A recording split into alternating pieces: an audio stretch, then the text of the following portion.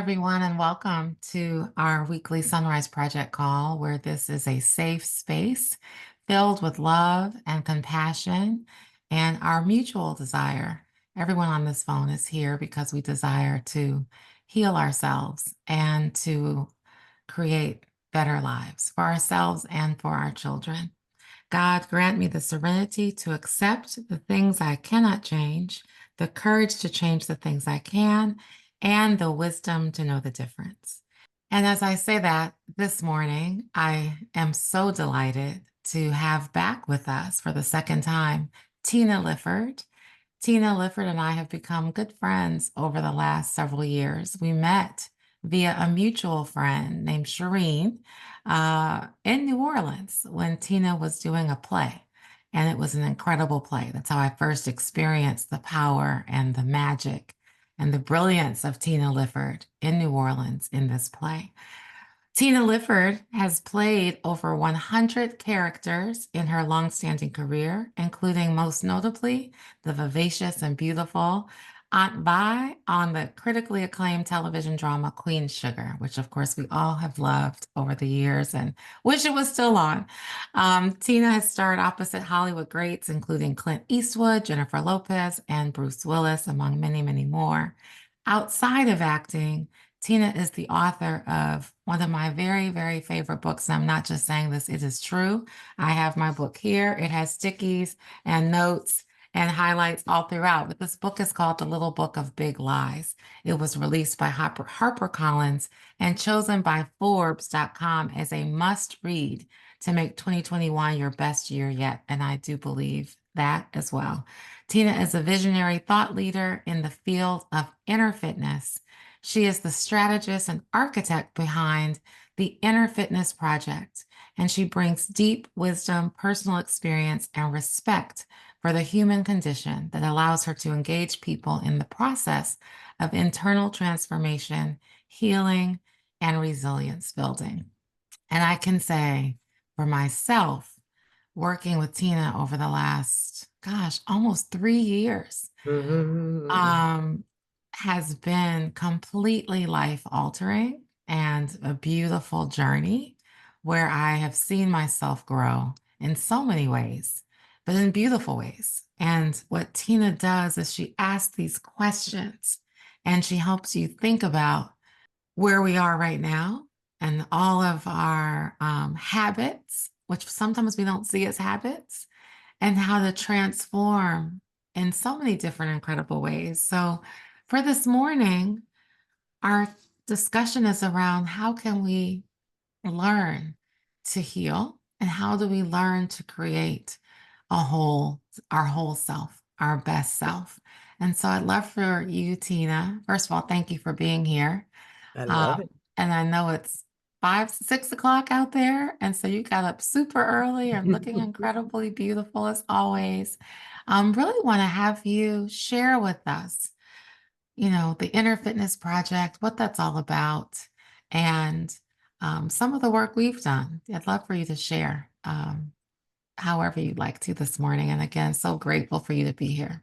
Well, thank you, Kelly. And I am happy to say that we have journeyed into friendship, right? Yes, yes. Um, I reached out to Kelly and said, she was in New Orleans. I knew she was in New Orleans. And I reached Mhm. and said, I'm doing this play. I don't know, whether or not you have time to put it in your schedule. And as is the nature of Kelly, she My moved. habit, my addiction. And there she was seated in the audience. Um, and little did I know at the time, the kindred soul Mhm, that the universe, mhm. brought into our lives, each other's lives. This is a journey Yes. that is supposed to be had. And I think that all of us can um, leave room inside of our lives for the notion that your life is unfolding in a way that is meant to make you better. Mhm. And it is so easy in our current orientation to life, Mhm. to see the things that don't feel good, Mhm. to see the things that we don't understand, and to see the things that we can't see. We Mhm. see all of that as problematic. Right. But the truth is, we are here as on a journey called life. And the primary aspect of that journey is self-discovery. That's right. And so I'm going to define inner fitness as strengthening the inner self. Mhm. And a lot of us don't even stop to think about the reality of the inner self. We look in the mirror and we see what we call ourself. Right. Mhm. And our lives are so powered by the external, how people see us, how we are seen to people, what we are doing. Mhm. It's so powered by this externalized expression of self that we don't really stop to consider Mhm. the true self that is behind all of what we're doing. The need to be seen, the fear of not being seen, the wishes and hopes of dreams deferred or chased after. Mhm. What's really happening is happening from the inside out. Right. Mm. And so the Inner Fitness Project, which, is committed to the strengthening of the inner self, recognizes that the inner self, who we truly are, what truly powers our lives, what creates our experiences, is our thoughts, our feelings, our beliefs, and how they move us to Mm. actions and reactions, And choices. Right. Mhm. right? Mhm. Right? Right? Yeah, Kelly. So, you know, um, I'm going to ask you to read the Serenity Prayer again, because there's Okay. a piece in it that I just think is so powerful. Mhm. It's God grant me the serenity to accept the things I cannot change, the courage to change the things I can, and the wisdom to know the difference. Yeah. Mhm. Yeah. So the courage to change the things I can, right? Right. Right. If if in fact you are interested Mm. in the courage to change the things you can, Mm. just put some hands up. And even if Mhm. even if you're not on screen, just put some hands up, because the bottom line, y'all, is that we are in a relationship with ourselves first and foremost. So when you put your hands up, when I encourage you to engage, it is not about me Mm. or anybody else. It's about the relationship that we are developing with Mhm. ourselves Mhm. that encourages the space needed for Yeah. us to discover and move forward.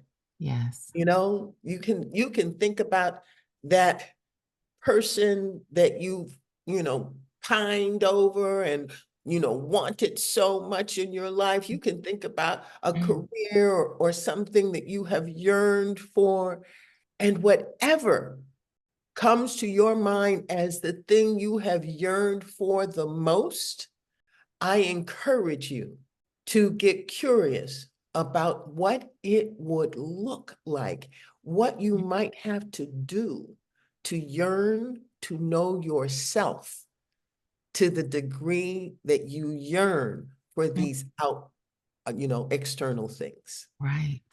So the courage to change. Yes. One of the beautiful things about the work that I get to do with my life is to say over and over and over again, if you can see it, you can change it. That's right. And Mm, that you can't see changes you. that's right. And so our opportunity, Mm, and if you really think about that statement, mm, that you can see, you can change, and that you can't see changes you. That mm. you can't see, those hurts, traumas, upsets, and disappointments that Put we aside. We we hide. Mhm, yeah, what do? We avoid them, mhm. we We get stuff them busy, in. right? We pretend like Mhm, they're not there. We outperform them, meaning, mhm, look mm. good. Kelli has this wonderful, wonderful phrase. Kelli, what's your phrase? Trips, purses, and shoes. That's who I was. I was. I have tons of shoes, as people know, and tons of purses. And I like to go to my little happy place in Florida, or I like to experience other incredible places with friends, girlfriends. But yeah, trips, purses, and shoes. That was me. And that Yeah, was the outward facing. Everything is fine. yeah, Everything is great. Pop a red lip on and pretend. yeah, Pretend. yeah. And it gets to be so Mhm. common, Mm. right? Yes. It's so second nature that it's easy to forget Yes. you're pretending, or Yes. that it is for show. I mean, a part of us A knows, part right. right? Right. A That's part of it. us knows that it's for show, but it's just so addictive. It's such a Mhm. habit that Right. we allow ourselves to pretend that we're not Mhm. pretending. That's right. And then you get it's a habit. I remember one of our sessions, that part about the habit. Having a habit doesn't always mean, you know, popping pills or drinking or smoking or whatever. It could be a habit of being a workaholic to That's right. avoid That's right. whatever's happening around, That's right. in the space. And that That- was a huge aha That's right. for me. Mhm. That in fact, um, everything can be a habit. There could be Mhm. the habit of not listening to the Mm, people in your life that need you to listen. that's right. And, Mm, that's not done out of a rejection of that person, but mhm, it's done for a lot of different reasons. You mhm. know, one of the reasons might be that you have in your mind this idea of what success looks like, That's this right. idea of how, our Black kids have to show up, this idea about what it all takes and what it all means. And then we have grabbed onto these ideas, Mhm. and we've grabbed onto these ideas as though they are our life raft. Right. And we have to do it this way with white knuckles. Mhm, We have to mhm. do it this way to get this result that is going Mm, to guarantee us that we are okay. right. Mm, But if we go back to the idea of what you can see, you can change, mm, then we get to say that when we take a moment and we tell ourselves the truth mm, and we see the swirling that happens inside, and we see or experience the fear, then one of the most powerful things we can desire and begin to work towards is feeling safe inside of ourselves no matter what. mm. That's And right. that, y'all, is the journey. That's the journey. Mm. That's the journey. That's hard work. That's hard work. But Kelli, you've been doing that work and you've been doing that work brilliantly. But You know, hard work. Yes. And then maybe I think what you're commenting on is the hard, and maybe it's different. It's different versus hard.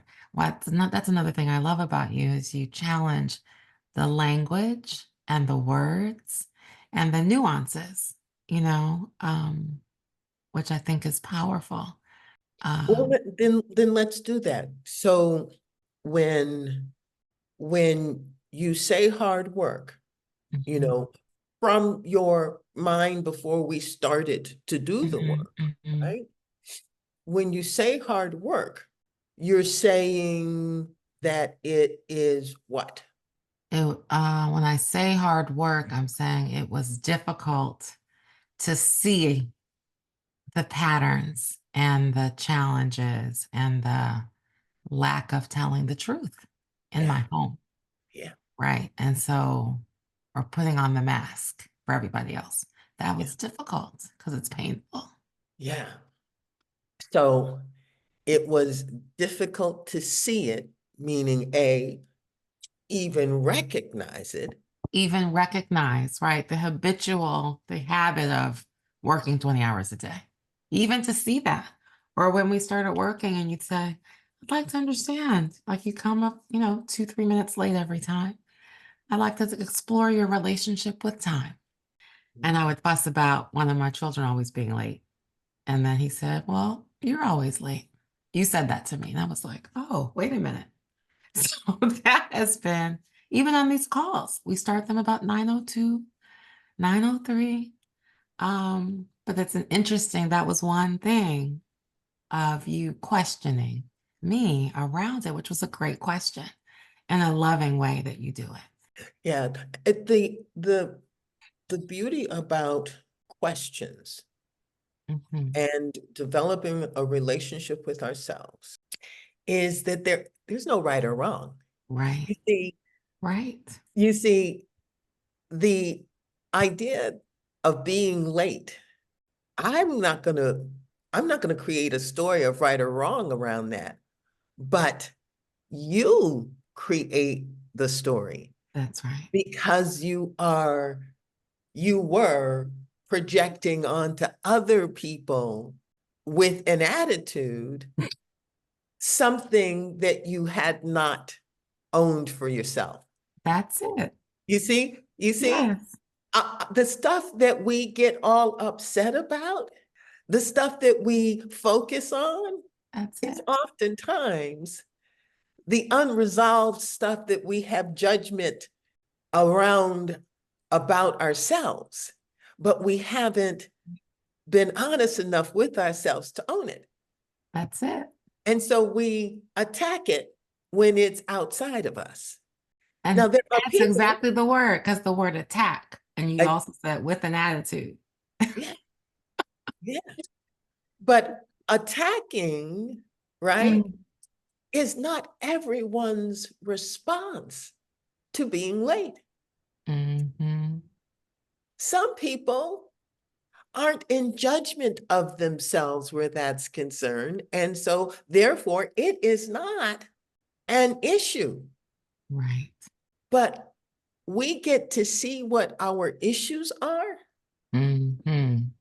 when it comes to what upsets our peace and where we engage in judgment. That's right. That's So right. you want to know where you are? Listen to what you judge Mm. and listen to how you chastise yourself, because that is judgment. Chastise yourself, because that is Mhm. judgment. Mhm. And Mhm. what you demand of others because you haven't taken ownership of it for yourself. That's right. Mm. I want to go back to the courage to change, Mhm. because when when we realize that what we can see we can change, Mhm. And what we don't see that is unresolved inside of us changes us. That's it. Mm, That to me, y'all, is mm, like a 2 + 2 is 4. yes. It means that the greatest thing that I can do, the greatest action I can take Mhm, in honoring myself, mm, in creating a strong and resilient me, mm. is to be curious about the things inside of me that I need to see. Yes. Because if I see them, I can change them. Mm, And if I don't see them, they have the potential and power to undo me. yes. So that inner stuff becomes the most important stuff.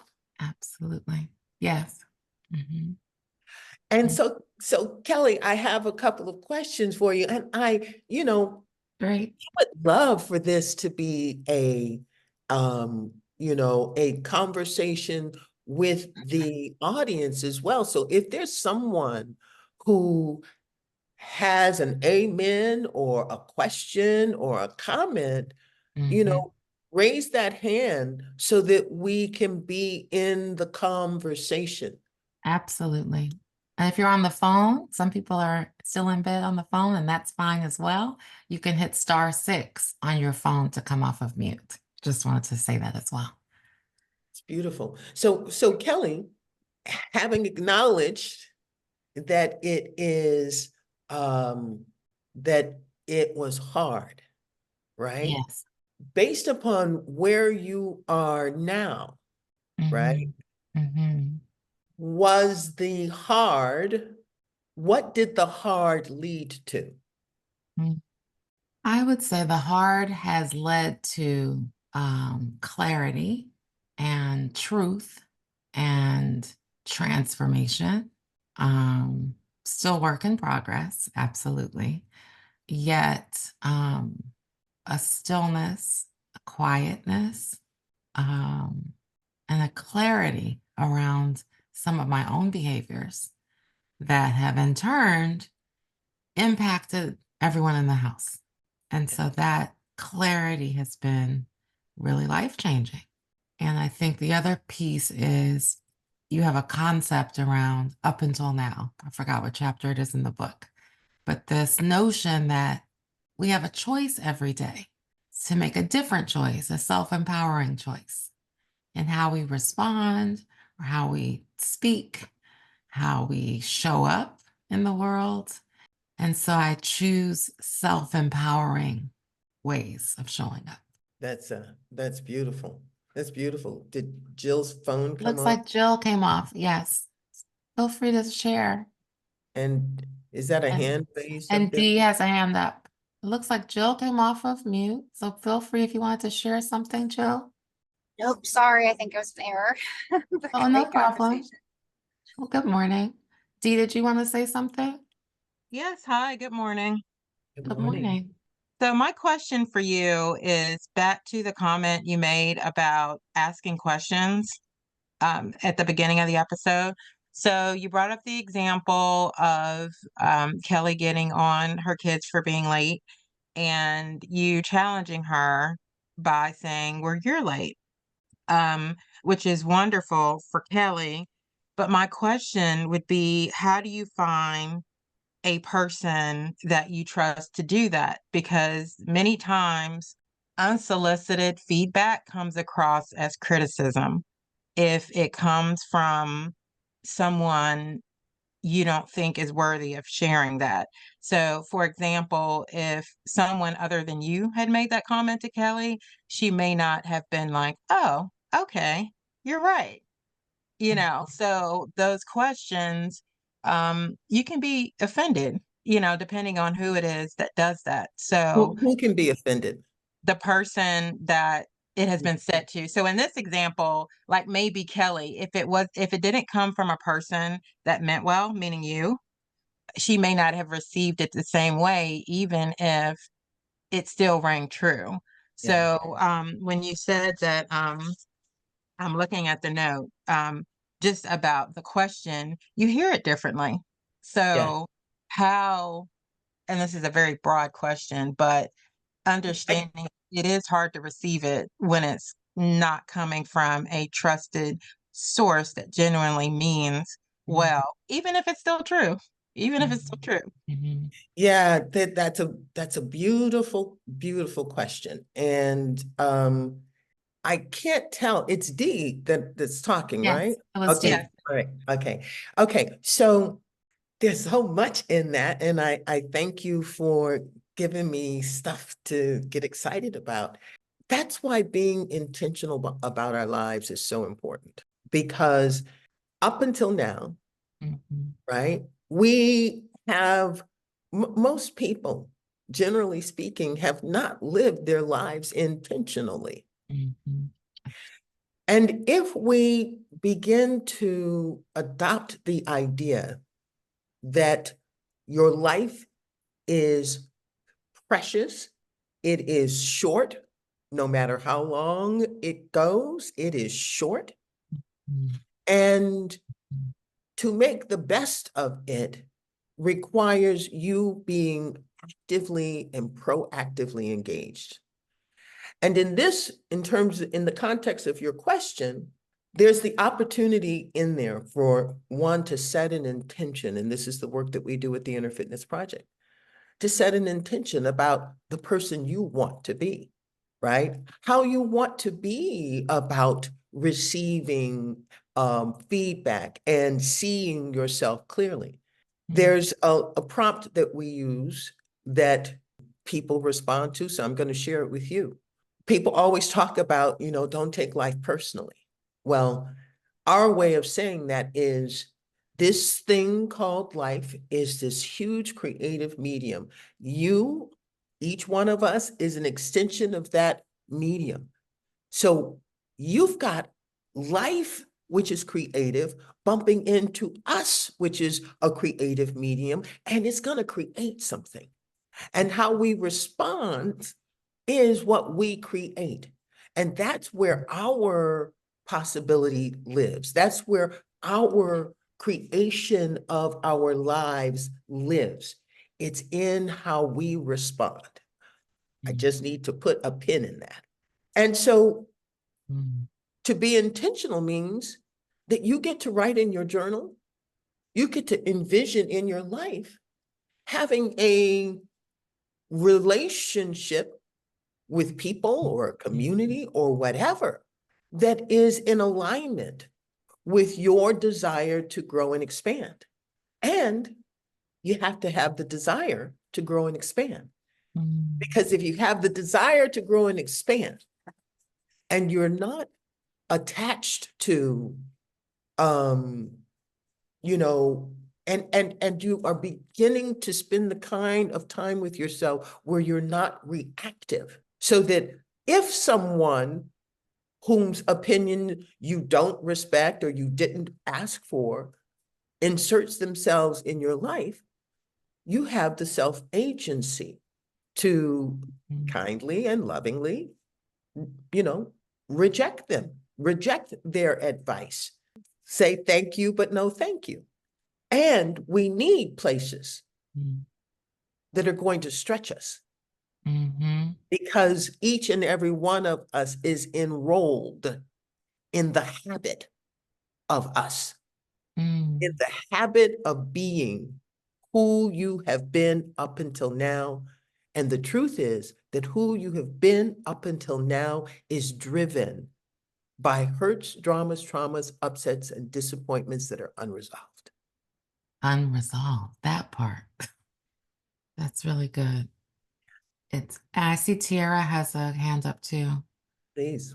Yes, I just wanted to say that really resonated with me when you said you want to see where you are, look at what you judge. And I have an example of that. So my daughter, she was struggling with disobedience, just generally not wanting to do what I told her to do. And God brought it to my attention.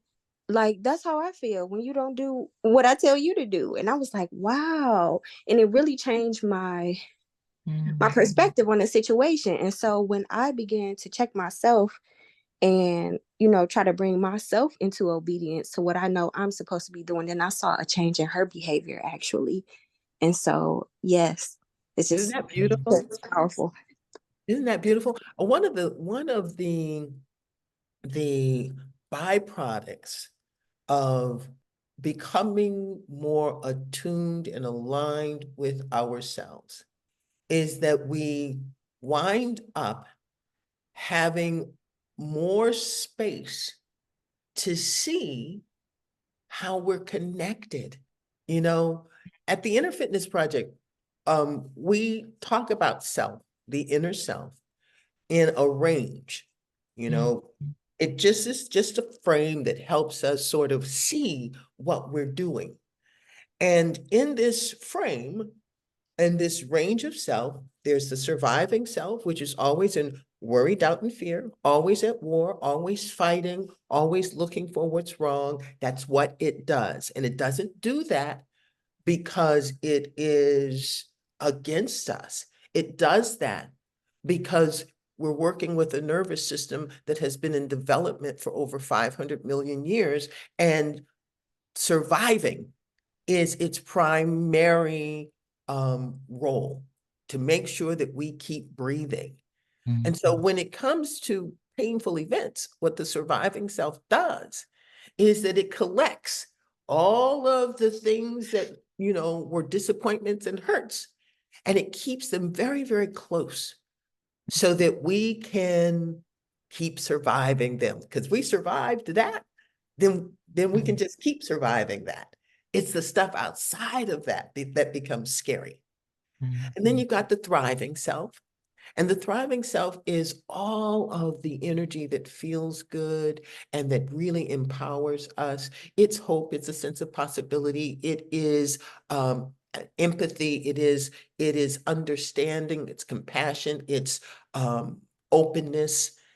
And the thriving self truly is the partner that we want to create a bonded relationship with. And the infinite self is, I heard you reference God, whatever name one might use for their higher power. The infinite self is the base of us. It is the space in us. It's the space between every cell of our being. It is the place from which our cells emerge. So why do I emphasize the thriving self? Because God just loves. And the idea of, this or that is not in the mind of God, because it's all God. It's all one.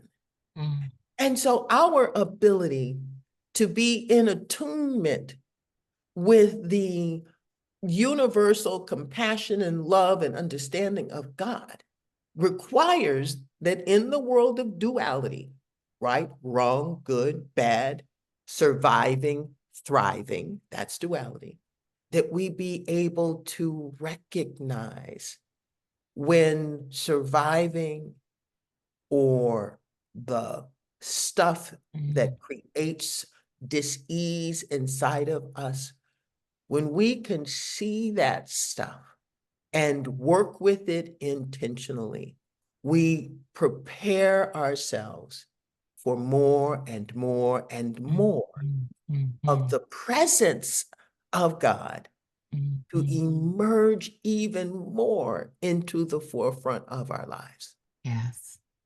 So that's our work.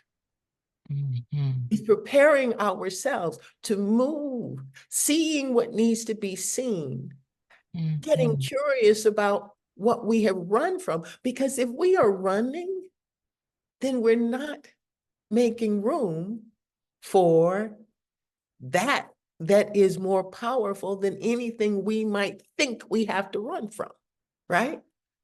So this really, the work of taking time with self and discovering self in the details and the habits. Faith is a beautiful thing, but if our faith is in something then then there is a us and the something. But God, the universe, the power that sustains all things, is the only activity happening. So there's no us and it. And we want to meld ourselves into a sense of self that is powered by the notion that in this physical realm called life, we will have the responsibility for the rest of our lives to move out of the way the lies. That's why it's called the Little Book of Big Lies. The lies that make us see ourselves as disconnected from the great truth that is always there, poised and efforting to power and guide our lives. But we have to do the work to see, and then we have to get curious about how we move these lies to the side so that we can embody more of what already is our nature. That's so Cordelia. powerful. Yes, I'm just, yes, on all of that. And thank you for that. You were about to say Cordelia or Cordelia? See your hand up as well. Good morning. Good morning. Thank you for that. That was really powerful. And what I'm hearing in that is also, I'm trying to just get this clear in my head. So you're saying that our infinite self is ultimately connected to God, right? And in this case, you were saying God is love. So if we allow ourselves to shed all the lies and all the conditioning, right, then we can connect to our infinite self, which is love, which is also God. Is that it? Absolutely. And I'll tweak it just a bit. That infinite self is already right where we are. Mhm. And if we think about our lives, you'll see that we move in and out of all three of these selves all the time. And what the Inner Fitness Project is encouraging is that we do that deliberately. We do that consciously. We do that intentionally. You know, we all have experienced the grace and peace and space and mysticism of that higher force. We all have experienced what happens when you have a sense of possibility, and we all are caught in lies. And so when we identify as something greater than our lies, it makes room for us to, the thriving self gets to pull the surviving self forward. The surviving self, just think of it like this. If you are running, in the wild, if you are running for your life, do you have time to think about being happy? No. No. Oh, so we need to build out that thriving, infinite part of ourselves. We need to strengthen it. We need to see it. We need to own it more, because in this medium called life, it is very normal for the lies and the activities that create worry, doubt, and fear to be what we focus on, because our nervous systems has been trained to do that, to keep us breathing. And so in every interaction we have, like with our family, I guess that's what a lot of us, that's the first thing, right? You get up in the morning and there they are. This is where we get to do the work, because that's actually the harder work, Yeah. And here's the thing is, it gets easier the more you know who you are. Because a lot of times we are parenting and loving from the surviving self and just don't know it. Mhm. Parenting from worry, doubt, and fear. Parenting with white knuckles.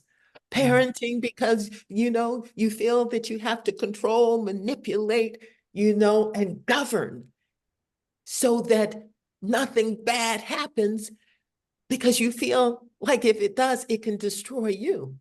We need to shore our own sense of self up. We call it crewing up at the Inner Fitness Project, recognizing that our true nature, which extends to us from the infinite, our true nature is that we are innately creative, resilient, empowered to choose, whole, and worthy, which means we are creative enough to design and redesign our lives, resilient enough to weather any storm, empowered to choose and re-choose and choose again our choices, and innately whole. No one can take that from you.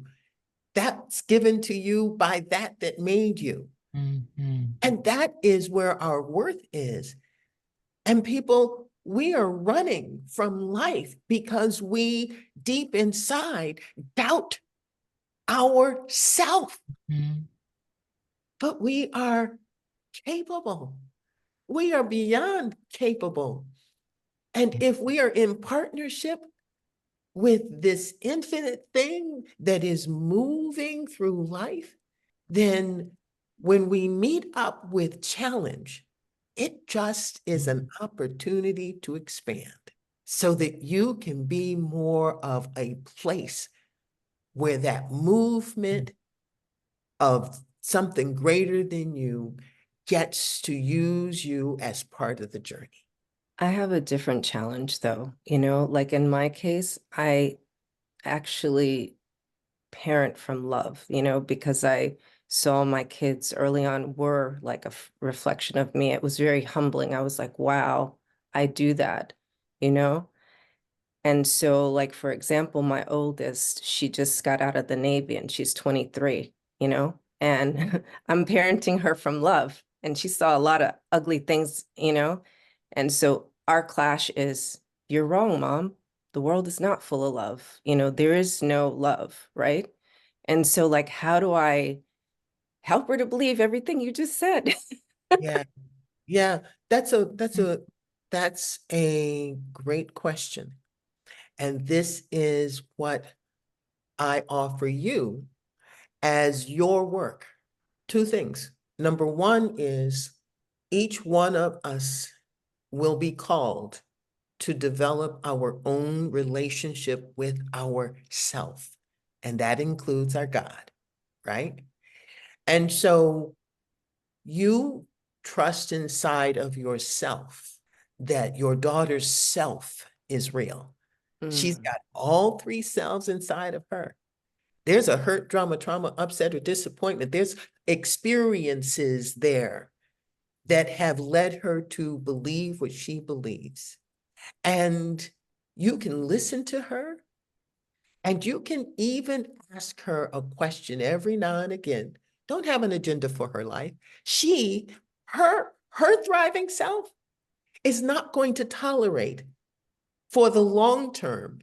If she's interested in fulfilling her life, then her thriving self is going to help her do that.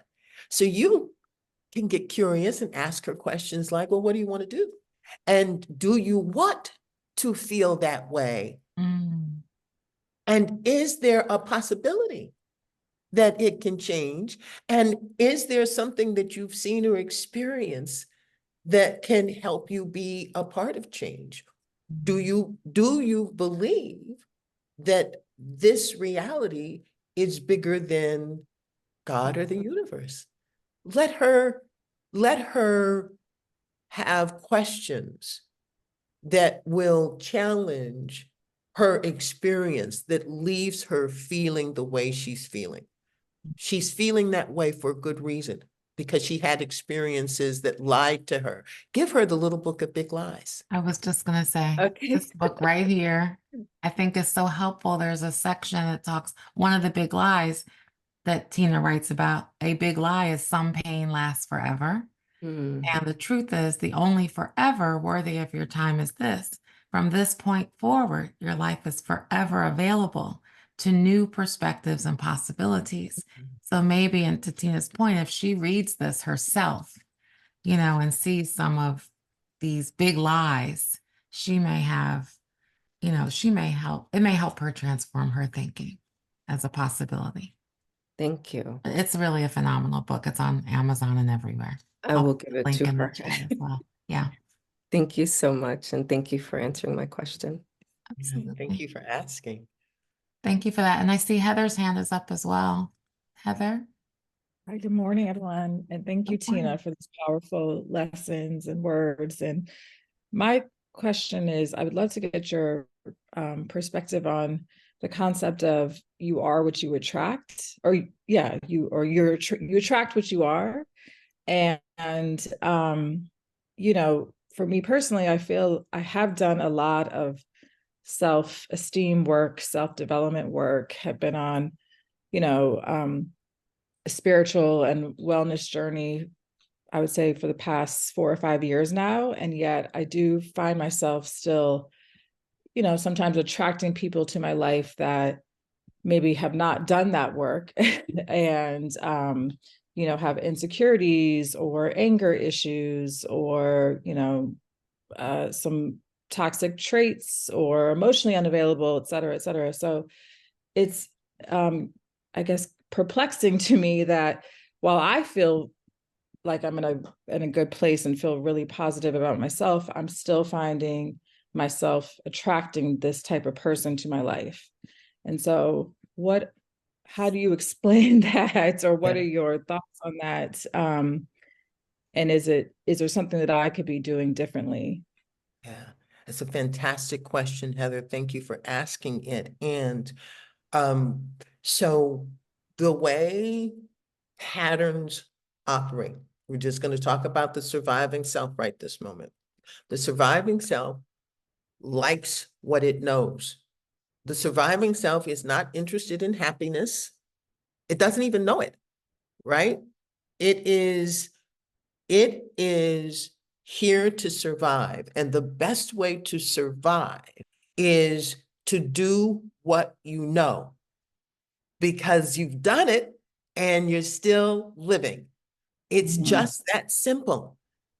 And so if there was a pattern established, particularly, if it was established around hurt, drama, trauma, upset, or disappointment, that pattern literally is going to look for and respond to that it knows.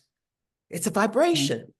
And so as you begin to recondition and strengthen yourself, your expansion, your openness to what you want going forward, you will have to be vigilant in creating a new pattern.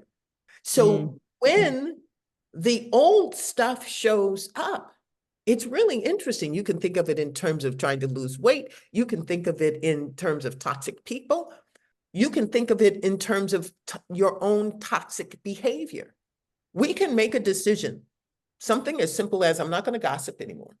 And you will literally find yourself inside of yourself with this voice going, oh, go on and just say it about that girl. You know it's true. Just say it. Just say it and get it over with, I mean, all of this internal stuff, you don't have to do that. Just say it and we'll move on. You don't have to gossip anymore after that. Just say it. We are always, the energy of the surviving self is relentless in trying to survive its identity, its habit, its comfort, its way of knowing itself. And so as we begin to be intentional and deliberate and begin to practice, in inner fitness, we call it practice, because you got to practice to recreate. So as you practice, part of your practicum is how you respond when you meet up with those same old experiences. And in the little book of Big Lies, I thought I was done with this. I think it is number 10, question number 10. I thought I was done, or did you think you were done with this? Something like that.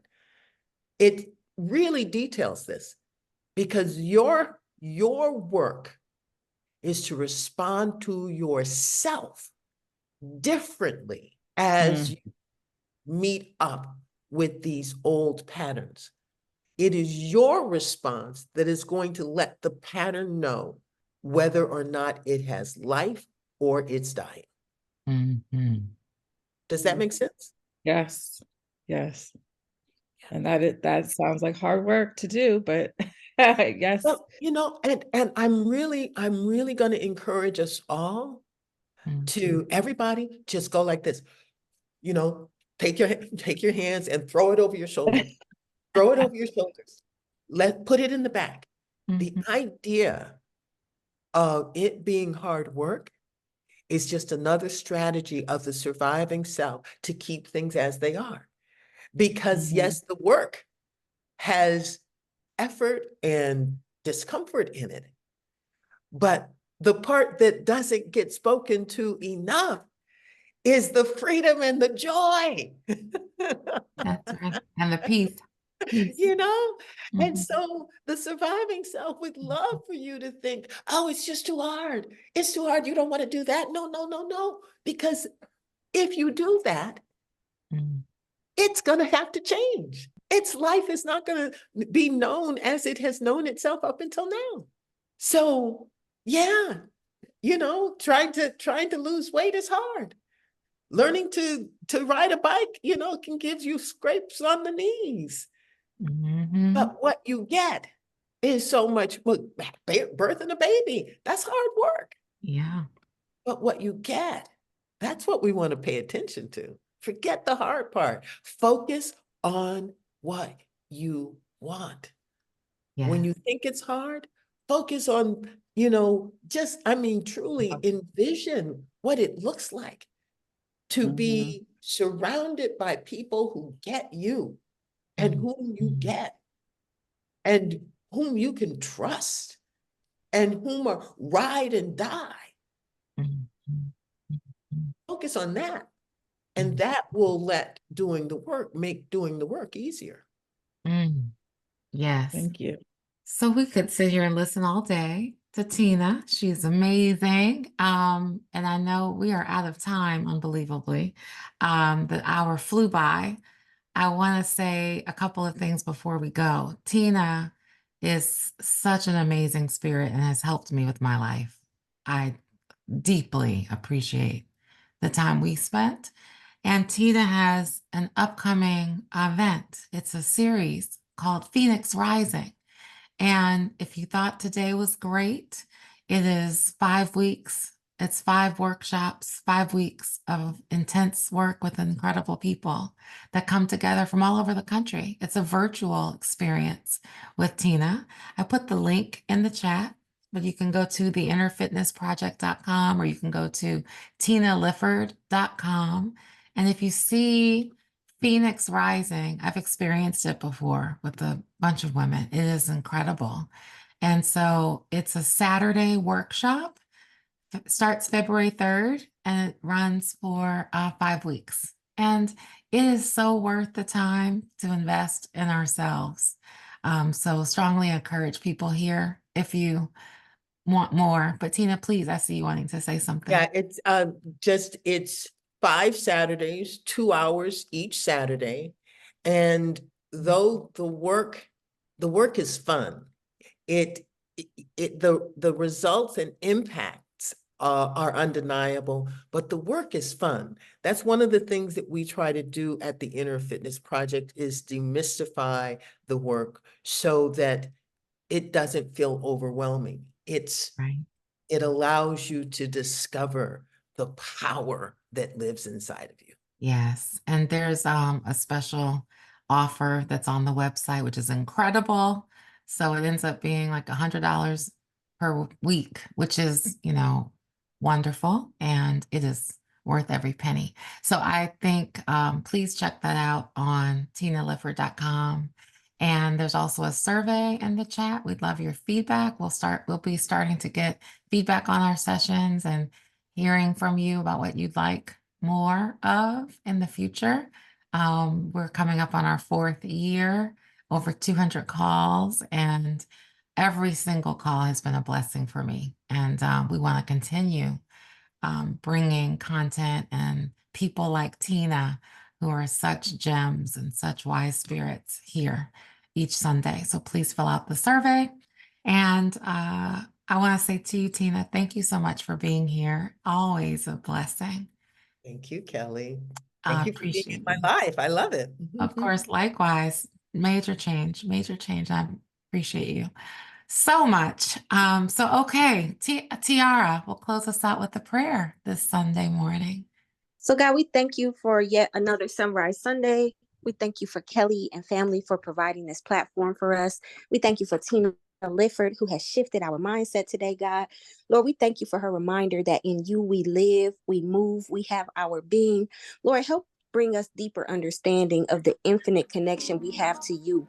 Help us to tap into the creative power that you have bestowed upon each of us to develop our circumstances. Lord, we thank you that no matter what we face, all things are working together for our good. Give us the mind of Christ, God. Help us to see the blessing in every single lesson and in each obstacle that we encounter. Lord, as we close out January with the wisdom that you have imparted to us each week, let us go forth boldly in power, fortified by your strength. We pray your blessing over each and every person on this call. May they have a peaceful, powerful, positive, and productive week. In Jesus' name, amen. Amen. And Thank you, Tiara. Thank you, Tina. And everyone have a beautiful, beautiful day and week. We'll be back next Sunday. Have a wonderful day. Thank you. Bye.